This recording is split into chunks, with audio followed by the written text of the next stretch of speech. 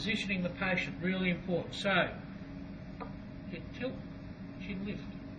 Hello? Head tilt, chin lift. This is how the way come in. Head tilt, chin lift.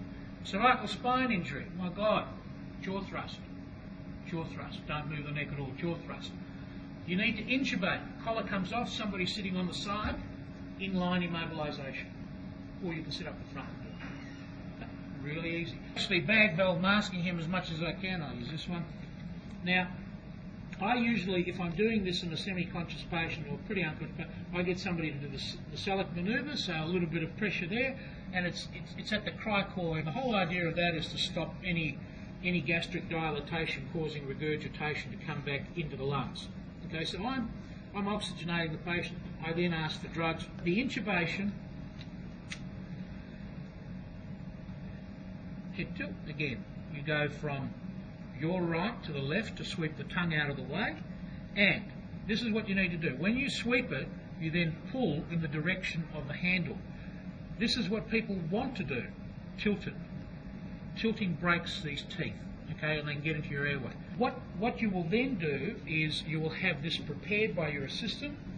So you get your introducer in. You take it close to the end, but not protruding out the outside there. So it's got a Murphy's iron here. There's a little hole in the bottom of this side. So what happens with that is that if, for example, there's some blockage at the end, you still can ventilate off here. One of the problems that occurs when you're putting in a tube that's beveled like this is it sometimes gets stuck. The best thing for that is you just turn it slightly. Just give it a little bit of rotation and it goes in, as if it was easy. Okay. I think I'm in. So now let's say I couldn't get that in. What are my alternatives? I'm going to use the friend that I have for Mr. Bougie. Gum elastic bougie, pliable. It's got this little bit in the front. The whole idea of this is you put this in anteriorly. Okay, this goes in the front. So if I do this again, and I can't quite see it, but I'm going to have a go at popping something in, and then usually what I do is,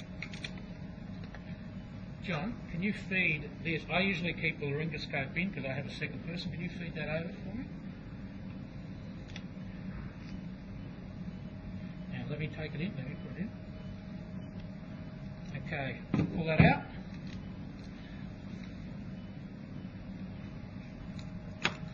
Now this is how I feel. If this is nice and firm, but I test for the leak. Here we go. All right, we're in. Okay. So let's see that one more time. We pull in the direction of the handle, we get a good view, and we put the tube in straight past the vocal cords. Take the laryngoscope out, take the introducer out,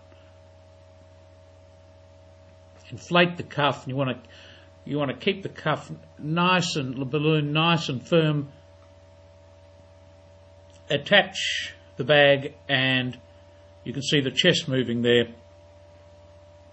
If I couldn't pass this tube, I would then use the bougie, place the pointy end anteriorly, feed the tube over it, railroad it in, and then take the laryngoscope out, take the bougie out. So I try and keep the laryngoscope in whilst I'm feeding that the tube over the bougie.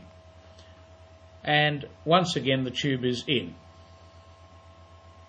And then we confirm through end-tidal CO2.